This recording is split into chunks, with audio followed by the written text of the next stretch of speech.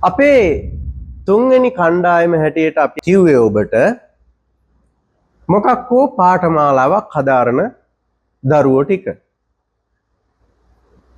මේක අපේ රටේ අද වෙනකොට හරි ඛේදනීය තැනකට ඇවිල්ලා තියෙනවා. මම එහෙම කියන්නේ ඇත්තටම අර හොඳ පාඨමාලාවල් කරන පුද්ගලයින්ට සහ ඒ ආයතන වලට නෙවෙයි. හුදෙක් මුදල් උපයීම අරමුණ කරගනිමින්ම නොයක විද පාඨමාලාවල් අද අපේ රටේ ක්‍රියාත්මක වෙනවා විධිමත් විදිහට නැති. පුතේ ඔබ මාර විදිහට පරිස්සම් විය යුතු තැන තමයි අන්න එතන. ඇයි මම එහෙම කියන්නේ? අපේ රටේ ගොඩක් දරුවෝ විභාගයෙන් පස්සේ වැඩිදුර හැදෑරීම සඳහා මොකක් හෝ පාඨමාලාවක් තෝරගන්නවා.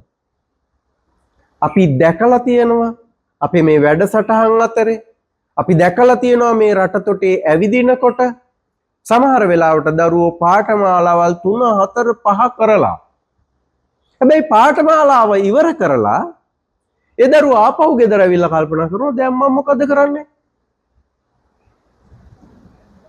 ගැටලුවක්. පුතේ ඔබ ඊටාම නිවරදිව ඔබේ පාඨමාලාව තෝරාගත යුතුයි. ඒ පාඨමාලාව තෝරගන්නකොට අපි ඔබට ඉදිරිපත් කරන්න හිතුව කරුණු කිහිපයක්.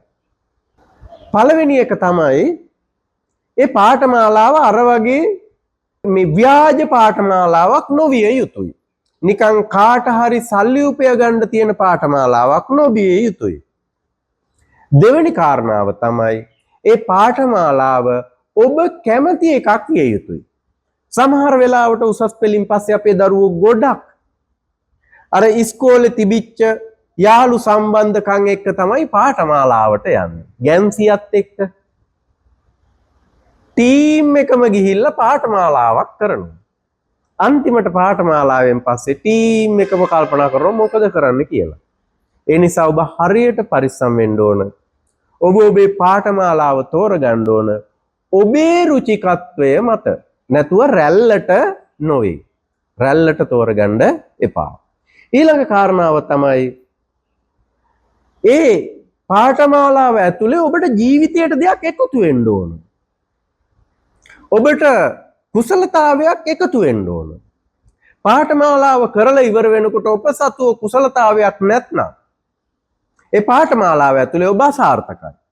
ඒ නිසා හැම වෙලේම ඔබ තෝරගන්න පාඨමාලාව අවසන් වෙනකොට ඔබේ ජීවිතයට වටිනාකමක් එකතු කරපු ඔබේ ජීවිතයට කුසලතාවයක් එකතු කරපු ඔබට ඒ කුසලතාවය තුලින් යම්කිසි ගමනක් යා හැකි පාඨමාලාවක් ඕන ඔබ තෝරගන්න.